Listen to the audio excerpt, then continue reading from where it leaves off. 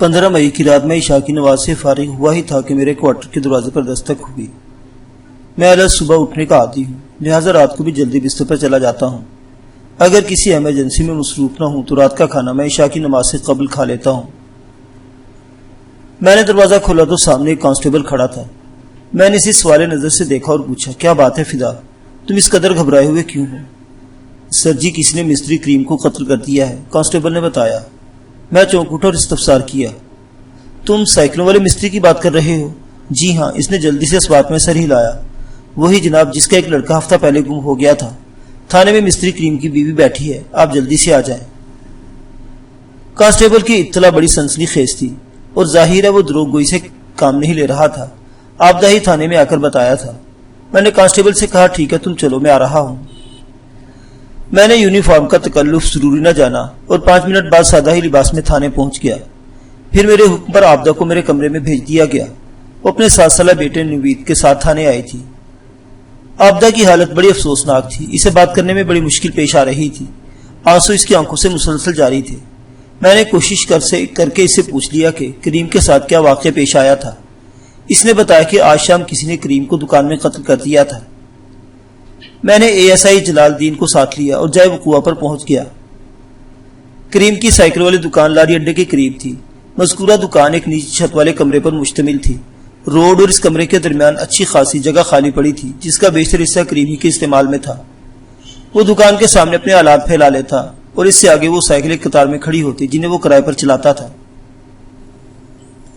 کمرے کو در حقیقت سامان رکھنے کے لیے استعمال کیا جاتا تھا۔ دکان بند کرتے وقت وہ تمام سائیکلوں کو کمرے میں رکھ دیتا اور باہر سے تالا لگا کر گھر چلا جاتا۔ جب میں اس کی دکان پر پہنچا تو رات کے 10 بج رہے تھے۔ دکان کے اندر اندھیرا تھا، لہٰذا کارروائی کے لیے ٹارچ اور لالٹین کا استعمال کرنا پڑا۔ اسی دوران میں میری ہدایت پر ASI لاری اڈے سے ایک ویگن والے کو پکڑ لایا۔ مذکورہ ویگن کے ہیڈ لائٹ سے ہمارا کام اور آسان کر دیا۔ کریم کی لاش دکان کے اندر پڑی تھی۔ اس کی گردن پر سائیکل والے ٹیوب کو کس کر باندھا گیا تھا۔ گرا اتنی مضبوط تھی کہ ہلکوں سے اس کی آنکھیں ابلی پڑ رہی تھی۔ قاتل نے بڑی وحشت اور سربریت کا مظاہرہ کیا تھا۔ کریم کو دیکھ کر ایک نظر میں اندازہ ہو گیا کہ وہ اب اس دنیا کا باسی نہیں رہا تھا۔ لاش کے تفصیلی معائنے کے بعد یہ انکشاف بھی ہوا کہ کریم کے سر میں کسی آہنی شے سے ایک خطرناک چوٹ بھی لگائی گئی تھی۔ کھوپڑی کا متاثرہ حصہ کھل گیا تھا اور وہاں سے اچھا خاصا خون بھی خارج ہوا تھا۔ تھوڑی تلاش کے بعد میں اس آہنی شے کو ڈھونڈنے میں بھی کامیاب ہو گیا، جس کی شدید ضرب نے کریم کی کھوپڑی کو چٹخا دیا تھا۔ وہ سائیکل میں ہوا بھرنے والا پمپ تھا، جس کے نچلے سرے پر خون اور بال کے دھبے موجود تھے۔ ان بالوں اور خون کا تعلق یقیناً مقتول کریم ہی سے تھا۔ لیبارٹری رپورٹس کی تصدیق کر سکتی تھی۔ اس وقت میں وثوق سے نہیں کہہ سکتا تھا کہ کریم کی موت سر میں لگنے والی چوٹ سے واقع ہوئی یا گردن میں گھٹنے سے اس کی سانس کا سلسلہ منقطع ہوا تھا۔ پوسٹ مارٹم کی رپورٹ ہی اس حقیقت کو بے نقاب کر سکتی تھی۔ میں نے جائے واردات یعنی اس کمرے کا تفصیلی معائنہ کیا۔ ایک دیوار کے ساتھ بڑی ترتیب سے 4 سائیکلیں کھڑی تھی۔ سائیکل مرمت کا سامان اور دیگر اوزار بھی نظر آ رہے تھے۔ لکڑی کا ایک بڑا سا باکس ایک کونے میں رکھا تھا، غالباً وہ ٹول باکس کے طور پر استعمال ہوتا تھا۔ ایک دیوار پر نصب مختلف کھونٹیوں پر نئے اور پرانے ٹائر ٹنگے ہوئے تھے۔ الغرض پوری دکانداری موجود تھی، لیکن دکاندار اب دکانداری کے قابل نہیں رہا تھا اور نہ ہی وہ کسی بیمار سائیکل کا علاج کر سکتا تھا۔ اسے موت نامی لا علاج مرض نے زندگی کے بھکیڑوں سے آزاد کر دیا تھا۔ میں نے جائے وقوع کا تفصیلی نقشہ تیار کیا اور کارروائی مکمل کرنے کے بعد کریم کی لاش کو پوسٹ مارٹم کے لیے ڈسٹرکٹ ہسپتال بھجوا دیا۔ اس موقع پر کریم کا بڑا بیٹا یوسف موجود تھا۔ میں نے اسے اپنے ساتھ رکھا اور ابتدائی پوچھ گچھ شروع کر دی۔ آبدہ کو میں نے گھر روانہ کر دیا اور کہا تھا یہاں سے فارغ ہونے کے بعد میں سیدھے اس کے پاس پہنچوں گا اور اس سے ضروری سوالات کروں گا۔ وہ بیچاری چھوٹے بیٹے کے ساتھ خامخواہ ادھر ادھر خوار ہوتی پھر رہی تھی۔ وہ اگرچہ گرمیوں کا موسم تھا، لیکن اس وقت رات کے 11 بجنے والے تھے، اس لیے لاری اڈے کی رونق مان پڑ چکی تھی۔ اکا دکا دکانوں کے سوا سب بند تھی۔ مقتول کریم کی دکان کے ایک جانب چائے والے کا کھوکھا تھا اور دوسری طرف پھل والے کی دکان تھی، اور اس وقت وہ دونوں بند تھی۔ لاری اڈے پر پوچھ پڑتال سے کام کی کوئی بات معلوم نہ ہو سکی۔ میں نے کریم کی دکان کو تالا لگوایا اور یوسف کے ساتھ اس کے گھر کی طرف روانہ ہو گیا۔ راستے میں یوسف کی زبانی مجھے جو معلومات حاصل ہوئی وہ کچھ اس طرح تھی۔ یوسف اس دکان پر اپنے باپ کا ہاتھ بٹاتا تھا۔ دکان صبح 8 بجے کھلتی اور شام 6 بجے بند کر دی جاتی، یا زیادہ سے زیادہ 6:30 بجے تک وہاں تالا لگ جاتا۔ کریم کا کہنا تھا کہ مغرب کی اذان سے پہلے اپنا کاروبار سمیٹ لینا چاہیے۔ دکان کھولنے کی ذمہ داری یوسف کی تھی۔ مقتول کریم لگ بھگ 9 بجے دکان پر پہنچتا تھا۔ شام کو یوسف اپنے باپ سے پہلے نکل جاتا اور دکان کریم بند کرتا۔ اس روز بھی یوسف اپنے معمول کے مطابق 5:30 بجے دکان سے چلا گیا تھا اور اس وقت تک اس کا باپ کریم دکان میں زندہ سلامت تھا۔ اس کا یہی مطلب تھا کہ اسے 5:30 بجے کے بعد قتل کیا گیا تھا۔ میں نے یوسف سے پوچھا، کیا تمہارے باپ کسی کی دشمنی وغیرہ بھی تھی؟ اس کے پاس دوست سے دشمنی کے لیے وقت ہی کہاں تھا۔ تھوڑی دیر سوچنے کے بعد وہ خیال افروز لہجے میں بولا، ابا دن بھر دکان میں مصروف رہتا اور یہاں سے جانے کے بعد اس کا سارا وقت گھر میں گزرتا تھا۔ میں نے کہا، یوسف تم ماشاءاللہ سمجھدار ہو، تمہارے باپ کو جس طرح موت کے گھاٹ اتارا گیا ہے اس سے تو یہی ظاہر ہوتا ہے کہ قاتل کے لیے اس کے دل میں بے پناہ نفرت رکھتا تھا۔ اس نے نہ صرف کریم کے سر پر ایک خطرناک وار کیا بلکہ سائیکل کی ٹیوب کی مدد سے بے دردانہ انداز میں اس کا گلا بھی گھونٹ ڈالا۔ کوئی بھی شخص ایسی وحشیانہ کارروائی خواہ نہیں کر سکتا۔ آپ ٹھیک کہتے ہیں تھانے دار صاحب، وہ افسردہ انداز میں سر جھٹکتے ہوئے بولا، میں اس وقت بہت پریشان ہوں، سمجھ میں نہیں آ رہا یہ سب کیسے اور کیوں ہو گیا۔ یوسف کی پریشانی بجا دی۔ ایک جوان بیٹا اپنے باپ کی موت پر غمزدہ نہیں ہوگا تو پھر کون ہوگا؟ میں چند لمحے خاموش رہ کر اس کا جائزہ لیتا رہا، پھر پوچھا، ذرا سوچ کر بتاؤ، آج کل میں کریم کا کسی سے کوئی جھگڑا وغیرہ تو ہوا نہیں تھا؟ اس نے چونک کر مجھے دیکھا۔ ان لمحات میں اس کی آنکھوں میں ایک عجیب سا تاثر ابھرا۔ متامل لہجے میں بولا، کل شام کو 1 بجے سے اس کی بیماری تو ہوئی تھی لیکن گلزار اتنا بڑا قدم تو نہیں اٹھا سکتا۔ بات کے اختتام تک اس کے لہجے میں بے یقینی موجود تھی۔ میں نے پوچھا، یہ گلزار کون اور کس بات پر اس سے تلخ کلامی ہوئی تھی؟ یوسف چند لمحے کسی گہری سوچ میں ڈوبا رہا، پھر جواب دیا، گلزار علی نواز کا بیٹا ہے، عمر 12-13 سال ہوگی۔ وہ اکثر ہماری دکان سے کرائے پر سائیکل لے جاتا ہے، کرایہ دینے کی باری آتی تو کہتا ہے کل دے دوں گا۔ اس کی طرف اچھی خاصی رقم چڑھ گئی ہے۔ میں نے کئی مرتبہ ابا سے کہا کہ یہ ادھار والا معاملہ ٹھیک نہیں، جو رقم اس کی طرف ہے اس پر صبر کر لے اور آئندہ کے لیے گلزار کو سائیکل نہ دے، لیکن ابا اس معاملے میں بڑا نرم دل واقع ہوا تھا۔ کہتا تھا دکانداری میں یہ سب برداشت کرنا پڑتا ہے۔ بہرحال وہ سانس لینے کے لیے متوقف ہوا، پھر بات جاری رکھتے ہوئے بولا، جب سے فاروق گھر چھوڑ کر چلا گیا ابا بہت چڑچڑا ہو گیا ہے، بات بات پر لڑائی جھگڑا کرنے لگتا ہے۔ کل شام کو بھی جب گلزار نے سائیکل کا کرایہ نہیں دیا تو ابا نے اسے اچھی خاصی ڈانٹ ڈپٹ کی تھی۔ ابا کا غصہ زبانی کلامی آگے بڑھ گیا اور تیش میں آ کر اس نے گلزار کے کان بھی مروڑ دیے تھے۔ وہ روتا ہوا ہماری دکان سے چلا گیا تھا۔ یہ ایک معمولی سا اور غیر اہم واقعہ تھا۔ ظاہر ہے کریم کی سرزنش پر ایک 13 سالہ بچہ انتقاماً سے قتل نہیں کر سکتا تھا۔ سائیکل کی ٹیوب کو کریم کی گردن میں جس طرح باندھا گیا تھا وہ کسی 13 سالہ بچے کی بس کی بات نہیں تھی۔ اسی طرح ہوا بھرنے والے پمپ کا مہلک وار بھی گلزار سے لگا نہیں کھاتا تھا۔ کریم ایسا بھی مٹی کا مادھو نہیں تھا کہ گلزار سے زیر ہو جاتا۔ میں نے گلزار کے ذکر کو گول کر دیا اور یوسف سے پوچھا، کیا تم دکان سے نکلنے کے بعد سیدھے گھر جاتے ہو؟ نہیں جناب، اس نے نفی میں گردن ہلائی۔ میں لگ بھگ 5:30 بجے دکان چھوڑتا ہوں اور سیدھا بڑے میدان میں پہنچتا ہوں۔ وہاں گاؤں کے لڑکے فٹ بال کھیلتے ہیں، مجھے بھی اس کھیل کا بڑا شوق ہے، اسی لیے ابا سے پہلے دکان سے نکل آتا ہوں۔ بڑے میدان میں کھیل کود سے تم کب تک فارغ ہو جاتے ہو؟ 7 سوا 7 تک، اس نے جواب دیا۔ پھر گھر چلے جاتے ہوگے؟ 5-10 منٹ تک ادھر میدان میں ہی رہتے ہیں، یوسف نے بتایا۔ جب سانسیں ہموار ہو جاتی ہیں تو اپنے اپنے گھروں کی راہ لیتے ہیں۔ ایک لمحے کو رک کر اضافہ کرتے ہوئے اس نے کہا، 7:30 اور 8 بجے کے درمیان میں گھر پہنچ جاتا ہوں۔ اور تمہارا باپ کب تک گھر پہنچ جاتا تھا؟ میں نے پوچھا۔ عموماً 6:30 بجے تک۔ کیا آج بھی تم کھیل کے میدان سے فارغ ہونے کے بعد 8 بجے سے پہلے ہی گھر پہنچ گئے تھے؟ جی ہاں، اس نے اس بات میں سر ہلاتے ہوئے کہا۔ پھر چند لمحات کے توقف کے بعد بھرائی ہوئی آواز میں بولا، میں گھر میں داخل ہوا تو اما نے بتایا کہ ابا ابھی تک گھر نہیں آیا۔ یہ خلاف معمول بات تھی۔ اس نے مجھے حیرت ہوئی، میں ابا کو دیکھنے دکان کی طرف چلا گیا اور پھر وہ یہاں تک پہنچ کر خاموش ہو گیا۔ اس کے چہرے پر گہرا دکھ جھلک رہا تھا۔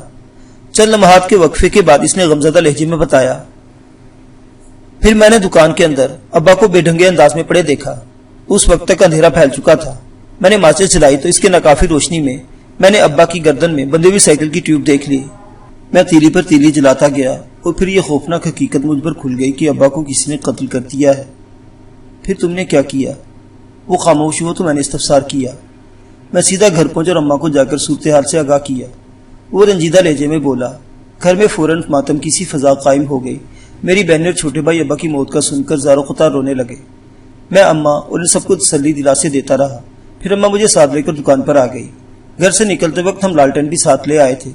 اماں کا انداز بتا رہا تھا کہ شاید اسے میری بات کا یقین نہیں آیا تھا، مگر جب اس نے اپنی آنکھوں سے ابا کی لاش کو دیکھ لیا تو دھاڑے مار مار کر رونے لگی۔ ابا جیسا بھی تھا اس کا خاوند تھا اور ہم سب کا کفیل بھی، یہ سچ ہے کہ میں دن بھر ابا کے ساتھ محنت کرتا تھا، لیکن ابا کی اہمیت اپنی جگہ پر ہے، وہ تو ہم سب کا سرمایہ تھا۔ اتنا کہہ کر وہ ایک مرتبہ پھر خاموش ہو گیا۔ میں نے اسے کچھ نہ کہا اور تیز تیز قدم اس کے گھر کی طرف بڑھتا رہا۔ تھوڑی دیر کے بعد وہ خود ہی بول اٹھا، ہمیں رونے دھونے سے فرصت ملی تو میں نے اماں کو تھانے بھیج دیا تاکہ آپ کو اس واقعے کی اطلاع دی جا سکے، اور خود میں ابا کی لاش کے پاس رک گیا تھا۔ میں نے ایک نہایت اہم سوال کیا، یوسف، جب تم کریم کو ڈھونڈتے ہوئے اپنی دکان پر پہنچے تو دکان کا دروازہ بند تھا۔ دروازہ بھیڑا ہوا تھا مگر اس میں تالا نہیں لگا تھا۔ اس نے جواب دیا، دکان کے اندر جانے کے بعد مجھے پتا چلا کہ دکان کا تالا اپنی کھونٹی پر موجود تھا۔ اس نے مجھے بتایا کہ صبح دکان کھولنے کے بعد وہ چابی سے تالے کو دیوار میں نصب ایک کھونٹی پر لٹکا دیتا تھا اور دن بھر وہ چابی تالا دکان کے اندر ہی رہتا تھا۔ میں جب جائے وقوع پر پہنچا تو میں نے تمام سامان کو دکان کے اندر پایا تھا، علاوہ ازیں کرائے پر چلنے والی سائیکلیں بھی ایک دیوار کے ساتھ ترتیب سے کھڑی تھی۔ اس حوالے سے میں نے یوسف سے پوچھا، کیا دکان کا ساز و سامان تم نے اٹھا کر کمرے کے اندر رکھا تھا؟ نہیں، وہ پہلے سے اندر موجود تھا۔ اس کا مطلب ہے کریم نے دکانداری سمیٹ لی تھی اور جب قاتل وہاں پہنچا، میں نے پرخیال انداز میں کہا، اور پھر قاتل نے اسے دکان بند کرنے کا موقع نہ دیا۔ یوسف نے میرے خیال کی تائید کی۔ ہم باتیں کرتے ہوئے ان کے گھر پہنچ گئے۔ رات آدھی کے قریب گزر چکی تھی، لیکن اتنا بڑا واقعہ تھا کہ اس مکان کے کسی مکین کو نیند نہیں آ سکتی تھی۔ آس پڑوس کی چند عورتیں بھی گھر میں موجود تھی اور ان کی موجودگی نے مقتول کریم کے چھوٹے سے گھر کو اور بھی چھوٹا کر دیا تھا۔ اس ناکافی در و دیوار پر پہلے ہی افراد خانہ کا اچھا خاصا بوجھ تھا۔ تھوڑی دیر بعد میں بیٹھک نما ایک چھوٹے سے کمرے میں آبدہ کے ساتھ بیٹھا تھا۔ ہمارے سوا اس کمرے میں اور کوئی شخص موجود نہیں تھا۔ آبدہ کو نارمل کر کے بات چیت کے قابل بنانے میں مجھے آدھا گھنٹہ لگ گیا۔ اس کی حالت قاطی ابتر ہو رہی تھی۔ کریم نے زندگی بھر اسے کوئی قابل ذکر سکھ نہیں دیا تھا اور جاتے جاتے بھی ایک ناقابل فراموش غم دے گیا تھا۔ کریم نے آبدہ کو کبھی بچے پیدا کرنے والی ایک مشین سے زیادہ اہمیت نہیں دی تھی۔ بے زبان دھاتی مشین کو اپنی کارکردگی کے ظاہر کرنے کے لیے صرف تیل، پانی اور تھوڑی دیکھ بھال کی ضرورت ہوتی ہے۔ ایک انسان کو کسی مشین کے برابر کھڑا کر کے اسی سلوک سے گزارنا انسانیت نہیں۔ بہرحال کریم گھر کا مجازی پروردگار تھا، لہذا ہزار اختلافات اور شکایات کے باوجود بھی اس کا زیاں گھر کے ہر فرد کو ناقابل برداشت صدمے سے دوچار کر گیا تھا۔ مجھے کریم کی موت کا بڑا دکھ ہے، میں نے ٹھہرے ہوئے ہمدردانہ لہجے میں کہا۔ میں اس کے قاتل کو قرار واقعی سزا دلوانے کی پوری کوشش کروں گا۔ قاتل کی گرفتاری کے سلسلے میں تمہیں مجھ سے تعاون کرنا ہوگا آبدہ۔ اس نے ڈبڈبائی آنکھوں سے مجھے دیکھا اور دل خراش لہجے میں بولی، میں آپ سے کس قسم کا تعاون کروں تھانے دار صاحب؟ تم قاتل کی نشاندہی کر سکتی ہو۔ میں نے اس کے چہرے پر نگاہ جماتے ہوئے کہا، تمہیں اندازہ ہوگا کریم کو کون قتل کر سکتا ہے؟ وہ روحانسی آواز میں بولی، کوئی اس کا دشمن نہیں تھا۔ میری تو سمجھ نہیں آ رہا اس کی جان لے کر کسی کو کیا ملا ہوگا۔ آج تک کسی اس کا معمولی سا جھگڑا بھی نہیں ہوا۔ لفظ جھگڑے پر میرے ذہن میں ایک جگنو سے چمکا۔ یوسف نے مجھے بتایا تھا کہ کل شام کسی گلزار نامی لڑکے سے مقتول کریم کی اچھا خاصی گرما گرمی ہوئی تھی۔ کریم کو جس انداز میں قتل کیا گیا تھا، اس کے پیش نظر کسی 12-13 سالہ لڑکی کی طرف دھیان تو نہیں جا سکتا تھا، تاہم میں نے اس سلسلے میں آبدہ سے استفسار ضروری سمجھا۔ مجھے پتا چلا کہ کل شام علی نواز کے بیٹے گلزار سے کریم کا جھگڑا ہو گیا تھا۔ میں نے کہا، کریم نے غصہ دکھانے کے ساتھ ساتھ گلزار کے کان بھی مروڑ دیے تھے، جس کے نتیجے میں وہ روتا وہاں سے گیا تھا۔ کیا رات کو کریم نے تم اس بارے میں بتایا تھا؟ ہاں بتایا تھا، وہ بھرائی ہوئی آواز میں بولی، اور یہ قصہ سنانے کے بعد مجھے بری طرح مارا کوٹا بھی۔ ابھی تک میرا جوڑ جوڑ دکھ رہا ہے۔ یہ تو وہی بات ہوئی، گرا گدے سے اور غصہ کمہار پر، اس نے برا سا منہ بنایا۔ اس کا بس مجھ پر چلتا تھا، اس نے سارا غصہ مجھ پر نکال لیا۔ اصولی طور پر اسے علی نواز سے جا کر جھگڑا کرنا چاہیے تھا، مگر علی نواز سے الجھنے میں اس کی روح فنا ہوتی تھی۔ چھوٹے سے بچے کی دھمکی سے ڈر گیا تھا۔ آبدہ کی مبنی بر تلخی باتوں میں متعدد انکشافات چھپے ہوئے تھے۔ میں نے چونک کر اس کی طرف دیکھا اور اضطراری انداز میں پوچھا، علی نواز سے ڈرنے کی کیا وجہ ہے، اور کس چھوٹے بچے نے تمہارے خاوند کو دھمکی دی تھی؟ میں گلزار کی بات کر رہی، وہ سمجھانے والے انداز میں بولی۔